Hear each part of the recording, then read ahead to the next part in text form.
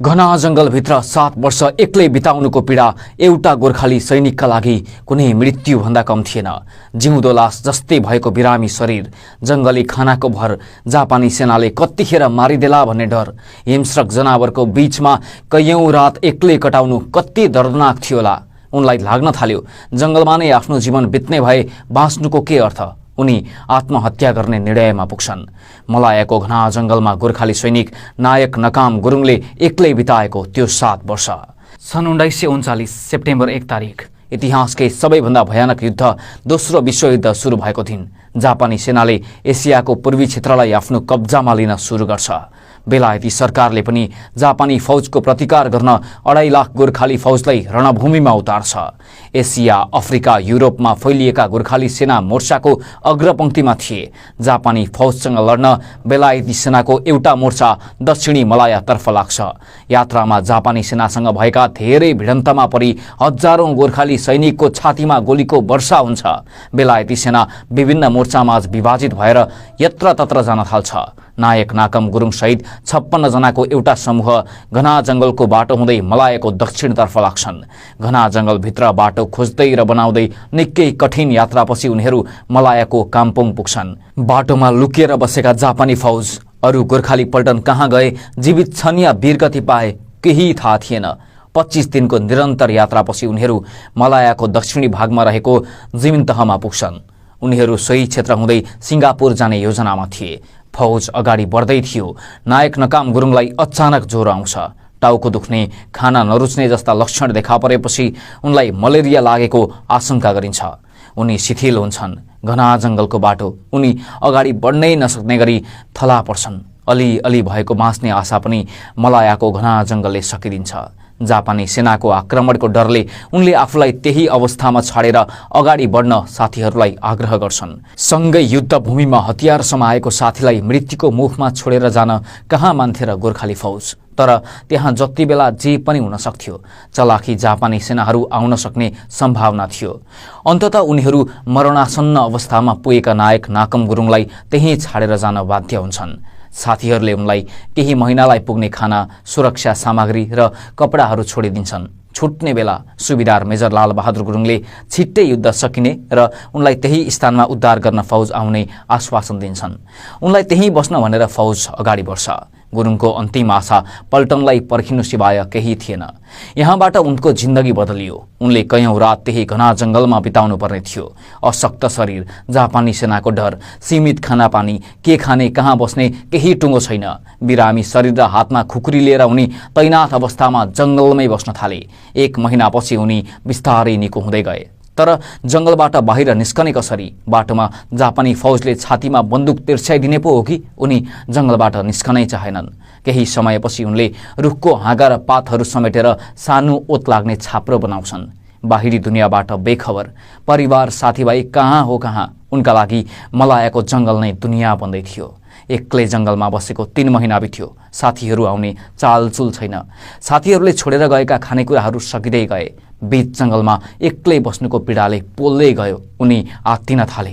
एक दिन जंगलबाट अलि पर एउटा गाउँमा पुग्छन्। त्यहाँ चिनिया मूलका स्थानीयले युद्ध अझै सकिएको छैन भनेपछि उनी उदास हुँदै फेरि जंगल फर्कन्छन्। ओत लाग्नलाई रुखमाथि बनाएको त्यही छाप्रोको मुनिपट्टि खाल्डो बनाएका थिए उनले। त्यो खाडलको माथि ससाना हाँगाबिगाहरू र पातले छोपेर जमिन जस्तै बनाएर राख्थे। जंगली जनावरहरू मान्छेको गन्ध सुँग्दै आउँदा त्यो खाडलभित्र पर्थे। अनि तिनै जनावर मारेर पोलेर सुकुटी बनाएर गुरुङले दिन कटाउन थाले। कहिलेकाहीँ महिनौसम्म पनि खाडलमा जंगली जनावर नपरेपछि बचाएर राखेको 2-3 वटा सुकुटी मात्र खाएर बाँच्थे गुरुङ। खानेपानीको व्यवस्था गर्न भुइँमा झरेर हिँडेर जाउँ भने जंगली जनावरको डर। त्यसैले रुखको माथि माथि लहरा र हाँगा काटेर 2-3 किलोमिटर बाटो बनाएर खोलासम्म जोडेका थिए। उनको जीवनशैली एक तरिकाले जंगली मानिस जस्तै भइसकेको थियो। दिन, महिना, वर्ष बित्दै गए। उनलाई समयको कुनै ख्याल नै रहन छोड्यो। उनलाई लाग्न थाल्यो जंगलमा नै आफ्नो जीवन बित्ने भए बाँच्नुको के अर्थ। उनी आत्महत्या गर्ने निर्णयमा पुग्छन्। एका बिहानै रुखको लहराहरू जोडेर एउटा डोरी बनाउँछन्। त्यही डोरीले घाँटीमा सुर्केनु लगाएर रुखबाट एकैचोटि आम फाल्छन्। तर संयोगवश उनको शरीरको बेगले लहरा चुनियो। उनी भुइँमा पछारिए। तर ज्यान भने बाँच्यो। रन्थनिएर उनी आफ्नो छाप्रोमा जान्छन् र सिधै राइफल झिकेर आफ्नो कञ्चटमा ताक्छन्। कसेर ट्रिगर दबाउँछन् तर राइफल पड्किँदैन। रणभूमिमा बहादुरी देखाएर बाँचेका गुरुङ मनभूमिमा झन्डै मारिए, तर उनलाई बाँच्न लेखिएको थियो। दुई पटकको प्रयासमा पनि दैवले उनलाई लानै चाहेनन्। उनी सोच्न थाले, नायक नाकम गुरुङ यति छिट्टै मर्नका लागि जन्मिएकै होइन। उनी भित्रको गोर्खाली सैनिक जाग्यो र उनलाई बाँच्न मन लाग्यो। उनले नयाँ जीवन पाएका थिए। समय बित्दै गयो। उनी यसरी जङ्गलमा एक्लै बसेको पनि 3 वर्ष बितिसकेको थियो। सन् 1945 अगस्त 6 र 9 तारिक अमेरिकाले जापानको हिरोसिमा र नागासाकीमा परमाणु बम खसाल्छ। संसारभर कब्जा जमाइसकेको जापानले आत्मसमर्पण गर्छ। त्यसपछि दोस्रो विश्वयुद्धको अन्त्य हुन्छ। इतिहासकै सबैभन्दा भयानक युद्ध समाप्त भएर जान्छ। मलाया आसपास रहेका जापानी सैनिक पनि फर्किन्छन्। उक्त क्षेत्रमा फेरि ब्रिटिसको एक छत्र राज हुन्छ। तर यी सबै कुरा घना जङ्गलमा एक्लै दिन काटिरहेका गुरुङलाई के थाहा? उनी त जङ्गली जीवनसँग अभ्यस्त भइसकेका थिए।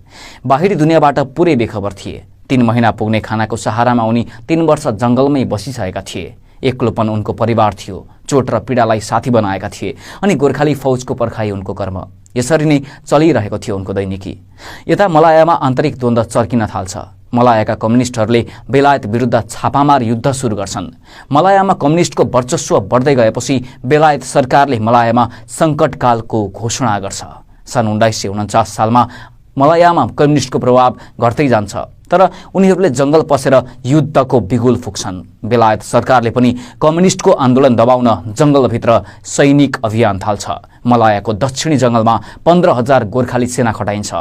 यता नायक नकाम गुरुङ अझै जङ्गलमै छन्। उनले गोर्खाली फौजका साथी आउलान् र आफूलाई उद्धार गरेर लिएर जालान् भन्ने आशा मारिसकेका थिए। तर एक दिन कम्युनिस्टलाई खोज्दै गोर्खाली सैनिक अगाडि बढ्दै थिए। जङ्गलको बीच भागमा एउटा दुब्लो पातलो लामो बटारिएको कपाल भएको मानिसलाई भेट्छन्। उनी अरू कोही नभएर 7 वर्षदेखि जङ्गलमा एक्लै जीवन बिताइरहेका गोर्खाली सैनिक नायक नकाम गुरुङ थिए। जङ्गलमा कोही आउँदैछ भन्ने चाल पाउने बित्तिकै जापानी सेना होलान् भनेर गुरुङ हत्तपत्त लुक्छन्। लुम्रे मानिस, जुत्रा टालेका कपडा। कसैले जङ्गलकै पुरानो बासिन्दा सोचे त कसैले वनमानिस। तैपनि एकपटक सोधपुछ गरेर कम्युनिस्ट छापामार होइन रहेछ भने छाडिदिने निर्णयमा पुग्छन् गोर्खाली सैनिक।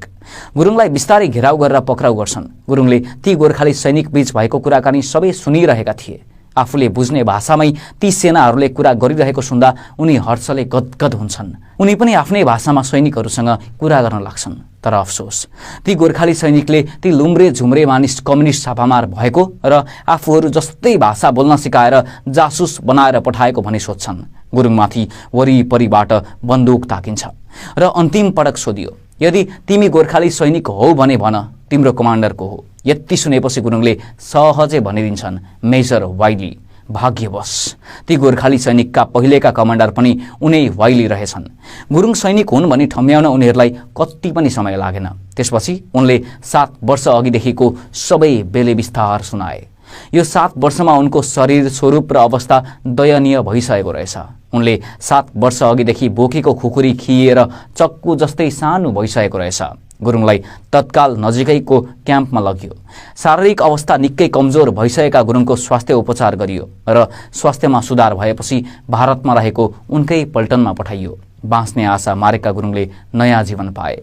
मलायाको अनकन्टार घना जङ्गलमा 7 वर्षसम्म बिताएका कष्टकर दिनहरू उनको मनभित्र सदैव रहिरह्यो। सन् 1949 नोभेम्बर महिनामा उनलाई जङ्गलमा बिताएको समयको पनि तलब दिएर ससम्मान पेन्सनसहित विदाई गरिन्छ र उनी नेपाल फर्कन्छन्। तर गुरुङको घरमा उनको दाह संस्कार पनि गरिसकेको रहेछ। जीवनभरि साथ दिने बाचा गरेकी श्रीमतीले पनि छाडेर गइसकेकी रहेछन्। उनी अनभिज्ञ थिए। घना जङ्गल बीचको उनको 7 वर्ष मानौ कुनै नर्कभन्दा कम थिएन। यो घटना उनको मनस्पटलमा बुढेसकालसम्म रहिरह्यो। नायक नकाम गुरुङ, मृत्युलाई जितेर फर्किएका एउटा गोर्खाली।